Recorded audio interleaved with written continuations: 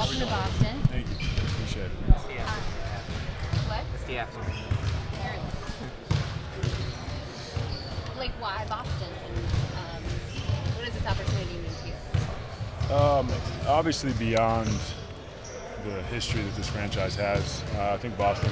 I was saying to somebody the other day. I think Boston's kind of always. It's always been one of those places as an NBA player. I feel like guys are like, it'd be a pretty cool experience playing there. But beyond that, just the core they have. Having Brad in the front office now, the coaches that they have. I actually played against Joe when I was in college, and then this young core, and then the foundation they laid last year. I think sets the table. So this was just kind of an opportunity you couldn't pass up. What were the takeaways facing them in the playoffs in that first round? They're extremely disciplined.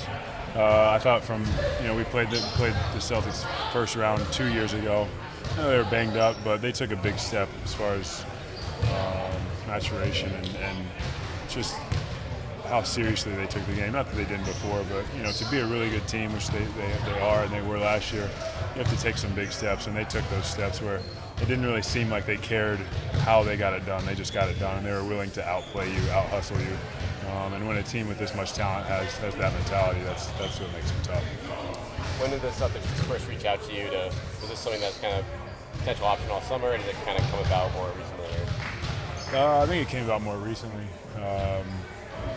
With obvious injuries we've had here and there. But I talked to Brad 2 years ago when I was leaving Detroit, and had a great conversation. I always had a lot of respect for him, so it sparked back up. What are your expectations as far as your role at this point in your career, and what do you think you can bring to this team? Just some stability. Off the bench, they obviously have centers and Rob and Al that have played big minutes, and Al obviously been in the league for 40 years now. So just like some stability, whatever they need. If Al needs a break, Rob needs a break. Sort of just utility. I didn't come here demanding a certain type of role. It's just to fill the gaps and to help this team win a championship. Al's talked about how you kind of need to evolve in this league, and you're a guy who's done that. Just at this point in your career, like, what do you think you've kind of done to evolve to the modern game? The four-man has gone from just like basically extension of a center to really a floor spacer. After my rookie year, I hired a shooting coach and went to work. And it wasn't pretty at first, but I'm glad I put that work in, so long ago, because I've been able to expand my game a little bit more to just, setting picks and rolling and doing all that. So, that's exactly what it is, just evolving at every chance you get. Marcus was saying there's going to be a bit of competition with, drawing charges between you and him and Derek. Yeah. How excited are you to play with a couple of the guys like that pride themselves on hustle? I mean, there's a number of guys on this roster who just do it with hustle. Marcus is obviously, and he got rewarded for it last year, but he probably should have gotten rewarded for it in previous years. Defensive player of the year, but I love guys like that. I mean, I'm willing to do that as well. So, hopefully we can lead the league in charges this year. Like, what have you done to adjust your game to be able to stay around so long? There's obviously guys from your draft class, and many have retired or out of the league, but you're still here. What have you done to stay?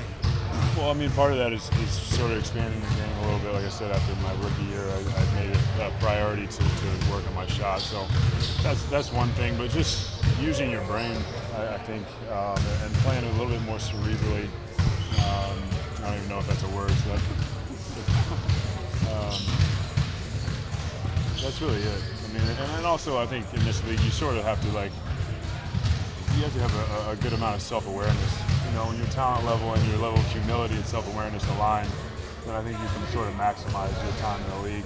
And sometimes you see that doesn't happen, and guys' careers are cut short because of it. So, just like in Brooklyn, I didn't come in demanding this or that. I think you have to earn it. Even a guy who's played for 13 years, however many years it's been. This is 14 for me, so nothing is given. You have to come in and still do your work, be a good teammate, be a leader, and do what they ask, and just play your role. I mean, is it frustrating when people still expect jump over the key of Blake as opposed to the Blake you are now? Frustrating, no. I think it's funny, sort of. You know, when I was younger, everybody complained about how all I did was dunk, and now people are like, I wish he would just do what he used to do. And it's like, you guys complained for years how I couldn't shoot, and now I shoot. So it's, you know, it's just it's a lesson of like growth. You know, you're never gonna please anybody, but as long as you keep moving forward, it'll be all right. What was the free agency process like for you? Sorry, what? What was the free agency process like for you? Honestly, I didn't put much into it. I intentionally just kind of set back. Enjoyed time with my kids, and it wasn't really a main priority. My plan was to kind of wait until after training camp and see. But like I said, when an opportunity like this comes along, you take it. And how are you feeling just physically right now? You know, obviously, you're a weekend of camp here. Is there a plan with the staff here in terms of keeping yourself in? You want to play a preseason game or two? Or? Yeah, I mean, I definitely do. I don't know what their plan is. I just finished like all my assessments this morning, so I'm sure we'll sit with the training staff and sort of figure that out. But yeah, I would definitely like to play some preseason games. But I'll, you know, that's their job, so I'll lean on them for exactly how we go about doing that. But you feel good and healthy? Yeah, I feel good. Yeah, if I had to, I feel like I could play Wednesday for sure. But I'll take care of it. Who have you gotten a chance to talk to on the team so far, and what have those conversations been like? I talked to pretty much everybody. I got in yesterday. I saw some guys yesterday. Obviously, was here all practice today. So I'm actually very not surprised, but the amount of maturity and like